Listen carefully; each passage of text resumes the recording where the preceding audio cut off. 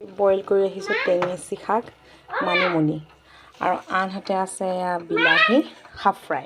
আৰু আপোনালোকৰ মাজলৈ মই বহুত দিন হ'ল ভিডিঅ' অনা নাইকিয়া ৰেচিপি ভিডিঅ'বোৰ, যদি ভাল লাগে আপোনালোকে কমেণ্ট কৰি জনাব দেই মোক কেনেকুৱা পায়।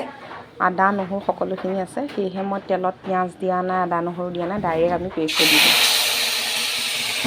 অকলে কেমেৰা কৰিবলগীয়া হৈছে আৰু সকলোখিনি ভিডিঅ' কৰিবলগীয়া হৈছে, দেখিছে নহয়।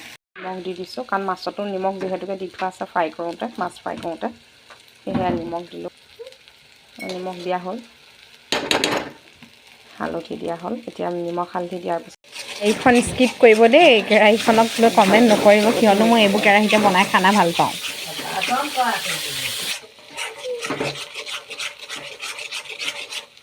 এনেকৈ নিমখ হালধি অলপ, যিহেতুকে বিলাহীটো আগতীয়াকৈ ভাজাই থোৱা আছে, সেয়েহে ইমানো নাভাজোঁ, অলপমান ভাজিম। শাকখিনি বইল কৰিছিলোঁ দেখিছে নাই, ইয়াৰ পানীটো ওলালে আৰু মই অলপ চেপি দিলোঁ। চেপি দিয়াৰ পিছত দেখিছেনে এনেকৈ সীতাবোৰ ওলাই যাব, দেখিছেনে। এতিয়া সীতাত একো নাই আৰু, ইয়াত একো নাই, সীতাবোৰ একো নাই, দেখিছে নহয়।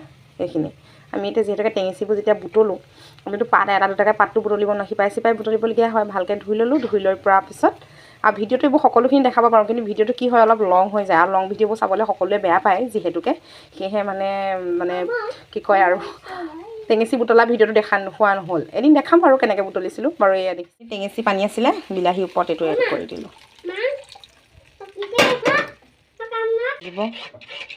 এতিয়া আপুনি মোবাইলত বিলাহী কালাৰটো উঠা নিচিনাই লাগিছে, কিন্তু কালাৰটো একদম ধুনীয়া এটা হয়, মানে এটা সেউজীয়া কালাৰ, মটীয়া কালাৰ, এটা বিলাহী কালাৰ, দুটা মিক্স কৰি ইয়াৰ ওপৰত আপুনি মাছখিনি দিব। আৰু যদি আপুনি ইয়াত বোলে ডাঠ হৈছে গ্ৰেভিটো, আপোনালোকৰ প্ৰয়োজন অনুসৰি আৰু পানী অলপ দিব পাৰে। ইচ্ছা কৰিলে আপোনালোকে ডাঠ খায়, পনীয়া খায়, আপোনালোকৰ কথা। পানী দি দিছোঁ কাৰণ এইটো মিক্সি বাতিটো দেখিছে নহয়, আশে পাশে থকা এইবোৰ কেলেনো পেলাব লাগে, মইতো দি দিছোঁ যিহেতুকে মাছ দি দিম আৰু মানে তৰকাৰীটো উতলিব লাগিব নহয়, সেইকাৰণে। এতিয়া কি হয়, মানে টেঙেচি চিজন হয়, যেতিয়া টেঙেচি শাক ওলায়, প্ৰায়ভাগ মই বিলাহীৰ সৈতে টেঙেচি আৰু মাছৰ জোল, লোকেল মাছ হ'লে প্ৰায়ভাগ মই লোকেল মাছে টেঙেচি, মোৱা মাছ বিশেষকৈ মোৱা মাছত দি খাই ভাল লাগে। লোকেল মাছ যিকোনো হ'লেই হয় আৰু, তথাপিও মোৱা মাছত মই ভাল পাওঁ। মোৱা মাছ হওক, পুঠি মাছত দিও খাব পাৰে, কিন্তু মোৱা মাছটো বেছি টেষ্ট হয়। মই মোৱা মাছ আনিলে প্ৰায়ভাগ টেঙেচি শাক দি এনেকৈ খাওঁ আৰু, লোকেল মাছবোৰ বিশেষকৈ। আৰু মোৱা মাছত বেছি প্ৰায়ভাগ আৰু মই যেনে তেনে টেঙেচি, বৰ টেঙেচি হওক, সৰু টেঙেচি হওক আনি আৰু এতিয়া উতলিবলৈ দিম আৰু দেই, তাৰপৰা ধনিয়া দিম আৰু মোৰ আঞ্জা ৰেডি।